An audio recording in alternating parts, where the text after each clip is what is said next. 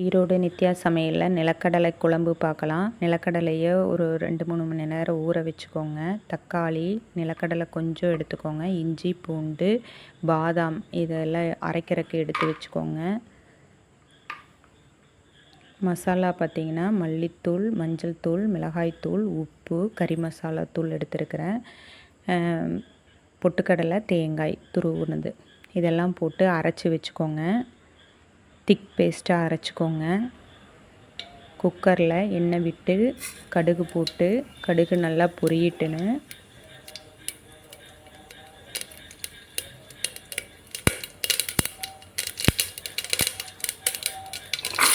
வெங்காயம் போட்டுக்கோங்க. வெங்காயம் நல்லா பொரியட்டும், நல்லா வணங்கட்டும்.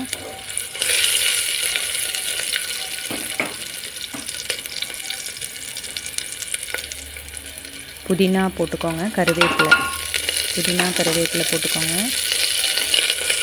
போட்டுட்டு வணங்க விட்டுருங்க.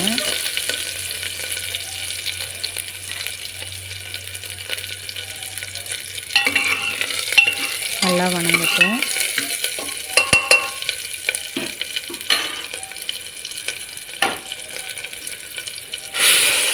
அரைச்சி வச்ச விழுதை தண்ணி ஊற்றாமல் ஊற்றிக்கோங்க.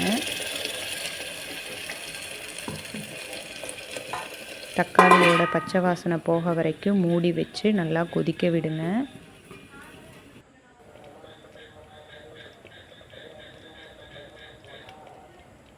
ஓரளவுக்கு கொதித்ததுக்கப்புறம் ஊற வச்சுருக்கிறீங்க இல்லையா நிலக்கடலை, அதை சேர்த்திக்கோங்க. தண்ணி வடித்து வச்சுக்கோங்க.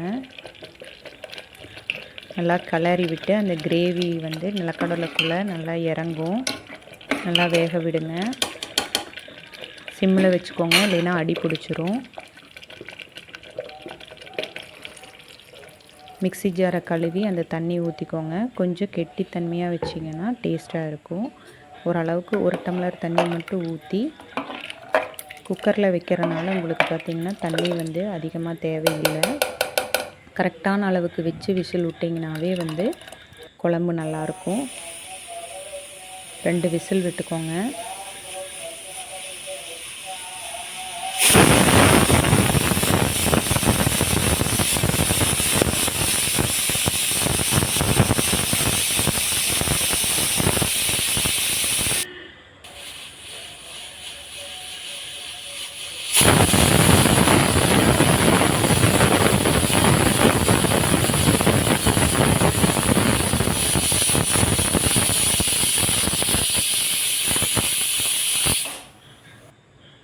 ரெண்டு விசில் விட்டுட்டு அந்த ப்ரெஷர் இறங்க வரைக்கும் விட்டுருங்க. நல்லா கொதிச்சிரும். மூடி ஓப்பன் பண்ணி பார்த்திங்கன்னா வாசம் சூப்பராக இருக்கும். சாப்பாட்டுக்கு நல்லா இருந்துச்சு, தோசைக்கு நல்லா இருந்தது. செஞ்சு பார்த்துட்டு கமெண்ட் பண்ணுங்கள். தேங்க்யூ ஃபார் வாட்சிங்.